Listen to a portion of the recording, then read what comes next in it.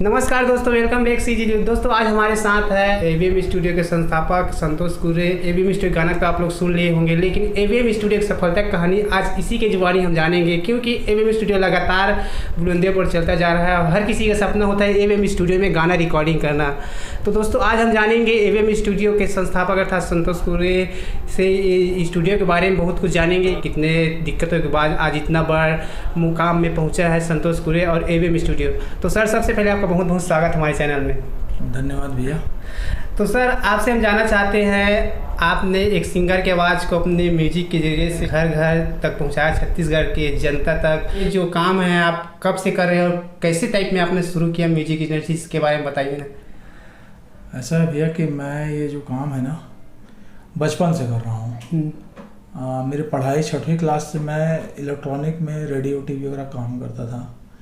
और घर में मेरे मितान पिताजी थे, वो संगीत के प्रति रुचि रखते थे। उनके साथ बैठता था, रामायण वायन जैसे होता था तो पंथी रामायण या कोई भी चीज़ जब भी हो संगीत का, तो उनके साथ मैं बैठता था और वो रुचि बना रहा। और रुचि के कारण अपन संगीत पे अपन ध्यान देते रहे। लगभग मेरे को ऐसा लगता है ये काम को रिकॉर्डिंग के क्षेत्र में आया मेरे को 32 साल हो गया। 30 से 32 साल लगभग। पहले एक रामायण का रिकॉर्डिंग किया था, वो बहुत अच्छा चला। उसके बाद मैं इलेक्ट्रॉनिक का दुकान लेके सूरागछार कोरबा गया, वहाँ पे स्टार्ट किए हमने काम। तो वहाँ हमारा एक बड़ा भैया थे श्री राम राठौर जी, उनका एक दुकान था टीवी वगैरह का। तो बातचीत चली कि अब ये गाना का कौन रिकॉर्ड किया है करके, रामायण को लेके, या हम लोग भी ऐसा करते हैं करके। मतलब मैं कर सकता हूँ, तो वहीं से हम चालू किए श्री राम भैया के साथ मिल के मैंने रिकॉर्डिंग किया। और वो एक सफ़र था, चलना शुरू हुआ और आज अभी तक यहाँ देख रहे हैं। मतलब ये दरमियान मेरे को मतलब समझ लीजिए 30-32 साल तो हो ही गया लगभग। हम जानना चाहते हैं कौन सा सब मतलब सन था जो आप बता रहे शुरुआत कह जाते कौन सी ईयर का था? 92 का है ये। 92 का वहाँ पे मैंने रिकॉर्डिंग किया सबसे पहले केवल गोस्वामी जी का, और उसके बाद गोरेलाल बर्मन जी का। उनके मेरे को लगता है उनका जीवन का पहला ही रिकॉर्डिंग था गोरेलाल बर्मन जी का। मैंने जो रिकॉर्ड किया था लश्के कमरिया टाइटल था। कैसेट का ज़माना था, वहाँ से हम लोग काम चालू किए और फिर वो दौर बंद नहीं हुआ। फिर छत्तीसगढ़ में बहुत से कलाकारों को रिकॉर्ड करके हमने लॉन्च किया। वो तो उसको बताने की ज़रूरत नहीं है मुझे, सही बात सर, है ना। छोटा बड़ा कलाकार जो भी हैं जिनके साथ हमने काम किया और आगे बढ़े। फिल्मों के दौर में भी मैं एक फिल्म बनाया था मोंगरा करके उस टाइम में, और वो नहीं चल पाया, अच्छा स्थिति नहीं था। फिर रायपुर आया, रायपुर में फिर के कैसेट, सुंदरानी और SG कैसेट के साथ काम करता रहा। सबको सपोर्ट रहा मेरे को, सभी कंपनियों का। फिर अपना फिर से यहाँ स्टूडियो अपन ने स्टार्ट किए। सर हम आपसे जानना चाहते हैं, आपके घर में तो म्यूजिक के प्रति कैसा था मतलब माहौल? नहीं, घर में किसी का म्यूजिक के प्रति कोई माहौल नहीं था। वो आपको बताया शुरू में कि मेरा मितान पिताजी थे, वो हारमोनियम और चिकारा वगैरह बजाते थे। तो जब भी सांस्कृतिक कार्यक्रम जब भी होता था, मैं छोटा सा बच्चा था, मैंने 4-5 साल का था तब से उनके नज़दीक बैठा करता था। वो संगीत की रुचि वहीं से बढ़ी थी। एवीएम स्टूडियो को खोलना कैसे मतलब आपके मन में आया दिमाग? वो आपको बताया कुछ ही समय मैंने एक रामायण का रिकॉर्डिंग किया था। एक हमारे गांव में, मेरा गांव बमलीडी झापा है, तो वहाँ एक बड़े भैया थे। वो बोले कि एक कलाकार आ रहे हैं, उनका नाम मैं भूल रहा हूँ थोड़ा सा।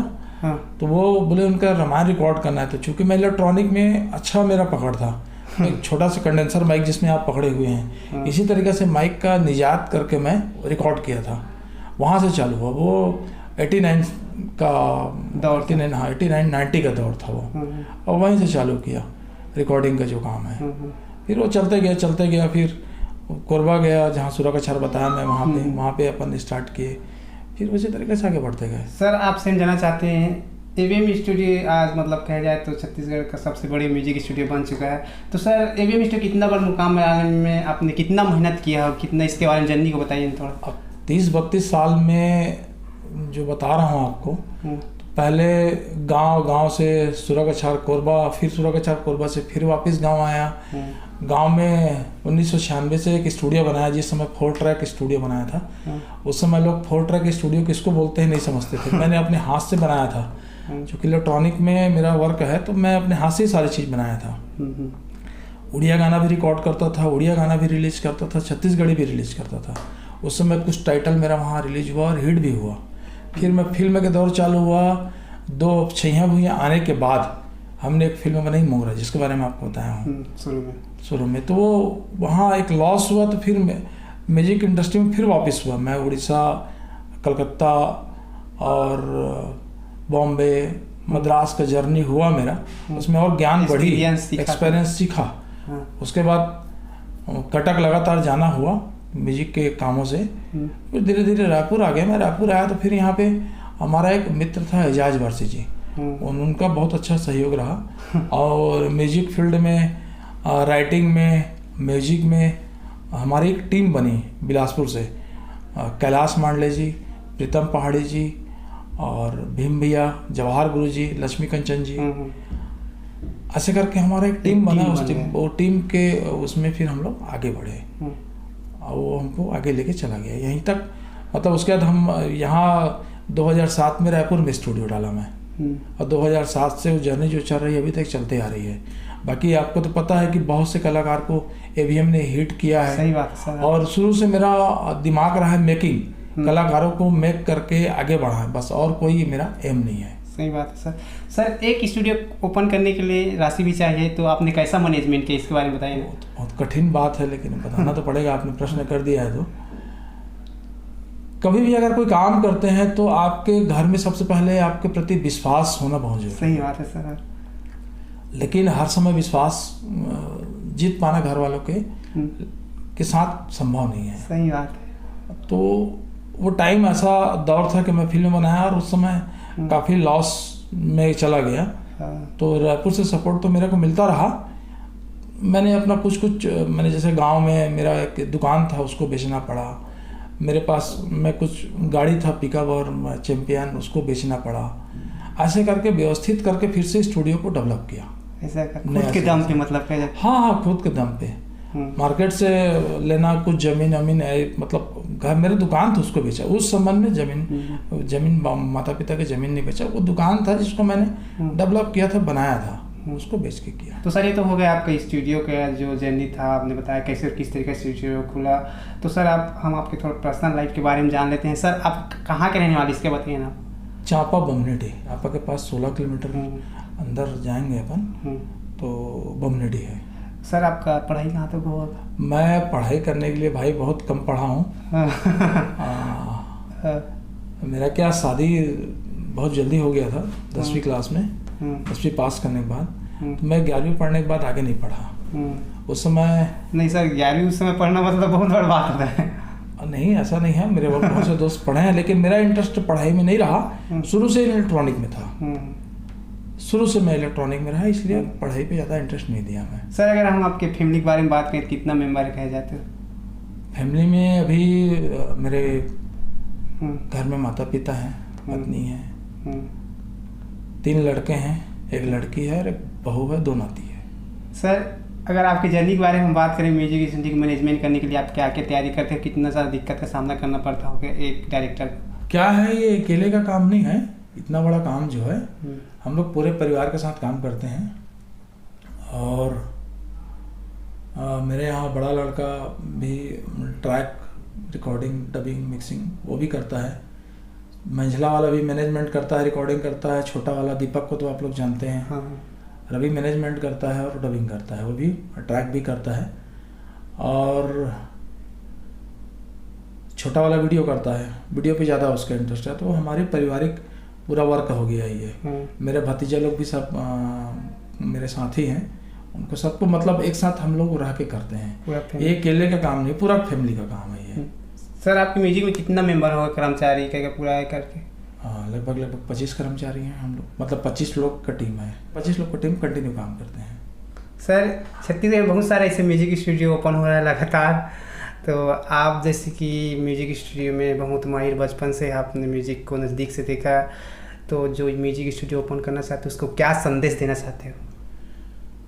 सबसे पहले ये है, स्टूडियो ओपन करना कोई बड़ी बात नहीं है। मैं बोलता हूँ अभी छत्तीसगढ़ में ऐसा लगता है एक टाइम में हमारे studio, Swaranjali studio, Swapnil studio, ऐसा 3 स्टूडियो था। सार्थक था, वो भी वापस चला गया था। 3 स्टूडियो लगभग चल रहा था। और अभी डेट में मैं बोलता हूँ 200 स्टूडियो होगा। पूरा छत्तीसगढ़ में।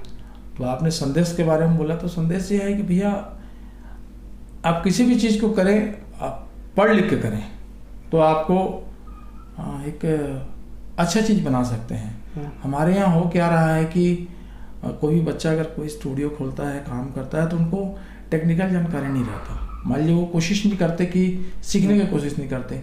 सीखना चाहिए, सीख के कुछ करें तो और भी खिल के सब चीज़ आएगा। आदमी जब तक पढ़ेगा नहीं, लिखेगा नहीं तो कैसे आएगा? हम आज भी पढ़ रहे हैं, आज भी हमारी क्लास होती है। सही बात है सर। ऐसा नहीं है कि क्लास नहीं होती। नए नए सॉफ्टवेयर आते हैं, हार्डवेयर पे भी हम लोग काम करते हैं, तो किस हार्डवेयर को कैसे उपयोग करना है वो सब चीज़ सीखना ही पड़ता है, पढ़ना ही पड़ता है। बिना सीखे पढ़े वो काम नहीं हो सकता। जैसे अभी आप बता ही रहे थे कि आपका म्यूजिक स्टूडियो का क्वालिटी बहुत अच्छा है, सबसे अच्छा आता है, बाकियों का नहीं मिलता, तो वो मेहनत का है। और सही बात है। वो मतलब इतना दिन से जो कर रहे हैं उसका प्रतिफल है। कोई भी आदमी लगातार करते रहेगा तो उसका चीज़ तो बन के आएगा ही, लेकिन थोड़ा ज्ञान जरूरी है, पढ़ाई जरूरी है। सही बात सर। आप उस समय का म्यूजिक डायरेक्टर हो, म्यूजिक स्टूडियो के नज़दीक से जगह, जिस समय टेप CD कैसेट DP जमाना था। टेप कैसेट CD जमाना और अभी इंटरनेट का ज़माना, मतलब टेक्नोलॉजी की दुनिया बढ़ गया कहा जाए, तो उस समय अभी में कितना अंतर आप देखते हो? देखिए, वैसा देखा जाए तो अभी तो आदमी रातों रात स्टार बन जाता है। सही बात है सर। क्योंकि वायरल होती है। और पहले ऐसा नहीं होता था कि कोई चीज़ रातों रात वायरल हो जाए। एक कैसेट रिकॉर्ड होती थी, गाना सुनते थे, बनाते थे, रिकॉर्ड कराते, उसको रिकॉर्ड करने के बाद बहुत कई बार अपन कोशिश करते कि उसको पब्लिश अच्छा से करें, प्रचार करें, बहुत सारी चीज़ होती थी। अभी तो ऐसा है कि यूट्यूब का ज़माना है, फेसबुक का ज़माना है, एक जगह बैठो और डाल दो। तो उसमें भी बहुत लोग स्टार बन रहे हैं, ऐसा नहीं है। तो पहले से ज़्यादा प्रचार प्रसार की जो सुविधा है वो बढ़ी है। ऐसा नहीं कि कम हुआ, बल्कि बढ़ी है। कोई भी टेक्नोलॉजी इससे भी आगे जब होगा तो और भी बढ़ेगी। सही बात। कम नहीं होगी। हम सोचते हैं कोई कम होगा, तो कोई कम नहीं होने वाली है। जैसा स्टूडियो अगर 200 स्टूडियो खुल गया तो मेरे को ऐसा लगता है किसी स्टूडियो में काम कम नहीं होगा। सबके स्टूडियो में काम है, कोई खाली नहीं है और कोई खाली भी नहीं रहेंगे। सही बात है सर। क्योंकि हर गांव में कलाकार हैं, छत्तीसगढ़ के हर गांव में कलाकार हैं।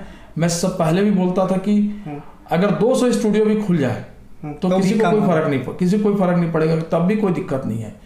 तो उसका रीजन ये था कि मैंने एक हिसाब लगाया था कि मेरे गांव भी 4 कलाकार हैं। ठीक है। तो छत्तीसगढ़ में 20,000 गांव हैं। तो छत्तीसगढ़ में जब 20,000 गांव हैं तो 20,000 गांव में अगर 4 कलाकार हैं। सही बात है सर। ठीक है। अगर 200 स्टूडियो भी है तो एक आदमी को 100 रिकॉर्डिंग मिलेगा। अगर सिर्फ एक कलाकार आएंगे रिकॉर्डिंग के लिए तो 100 रिकॉर्डिंग मिलेगा 200 स्टूडियो में। काम के किसी के पास कमी नहीं हो सकता। आप अपनी क्वालिटी को बरकरार रखें और आगे बढ़ते जाइए कहीं। तो सर बहुत बहुत धन्यवाद देना चाहते हैं, आपने अपने म्यूजिक स्टूडियो के बारे में बताया।